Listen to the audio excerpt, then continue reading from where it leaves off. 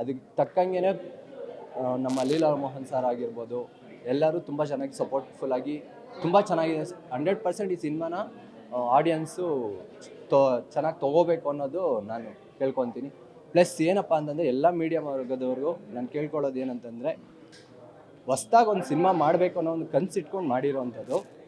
ನೀವೆಲ್ಲರೂ ಸಪೋರ್ಟ್ ಮಾಡಿದ್ರೆ 100% ಈ ಸಿನಿಮಾ ಒಂದು ಒಳ್ಳೆ ಲೆವೆಲ್ಗೆ ಬರುತ್ತೆ. ಅದು ತರಿಸೋ ಜವಾಬ್ದಾರಿ ನಿಮ್ಮ ಕೈಯಲ್ಲಿರುತ್ತೆ. ದಯಮಾಡಿ ನಾನು ಕೇಳೋದೇನಂತಂದರೆ, ನಿಮ್ಮೆಲ್ಲರ ಸಪೋರ್ಟು ಈ ಸಿನಿಮಾ ತಂಡಕ್ಕೆ ಬೇಕು. ನೀವು ಸಪೋರ್ಟ್ ಮಾಡಿದ್ರೆ 100% ಆಡಿಯನ್ಸು ಅವ್ರಿಗೆ ರೀಚ್ ಆಗುತ್ತೆ. ಅವ್ರು ಬಂದು 100% ನೋಡಿ ಒಂದು ಒಳ್ಳೆ ಸಿನಿಮಾನ ನೋಡೋ ಅವಕಾಶನ ನೀವು ಕಲ್ಪಿಸ್ಕೊಡ್ಬೇಕು ಅನ್ನೋದು ನಾನು ಕೇಳ್ತೀನಿ. ಇನಿಷಿಯಲಿ ನಾವು ಸಿನಿಮಾ ನೋಡ್ದೆ ನಮ್ಗೆ ಅನಿಸ್ತಾ ಇತ್ತು ಹಾರರ್ ಸಿನಿಮಾ ಇದೆ ಏನು ಅಂತ, ಅಥವಾ ಥ್ರಿಲ್ಲರ್ ಅಂತ.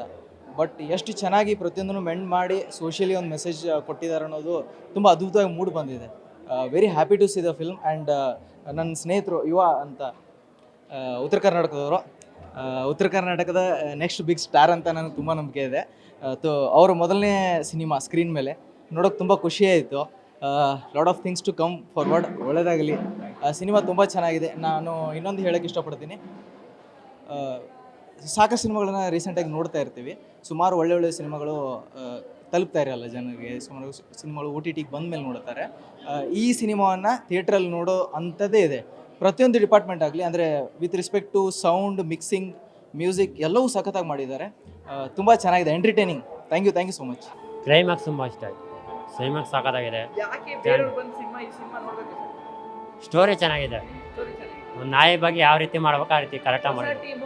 ಹೊಸ ಟೀಮು, ಹೊಸ ಒಳ್ಳೆ ಡೈರೆಕ್ಟರ್ ಸಿಕ್ಕವ್ರೆ, ಪ್ರೊಡ್ಯೂಸರ್ ಒಳ್ಳೆ ಚೆನ್ನಾಗಿ ಮಾಡಿದ್ದಾರೆ.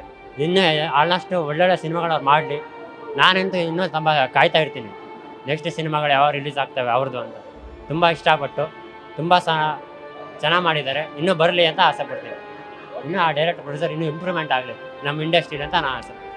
ಹೀರೋಯಿನಿಗಳು ಚೆನ್ನಾಗಿ ಮಾಡಿದ್ದಾರೆ, ಇನ್ನೂ ಸ್ವಲ್ಪ ಇಂಪ್ರೂವ್ಮೆಂಟ್ ಆಗಲಿ.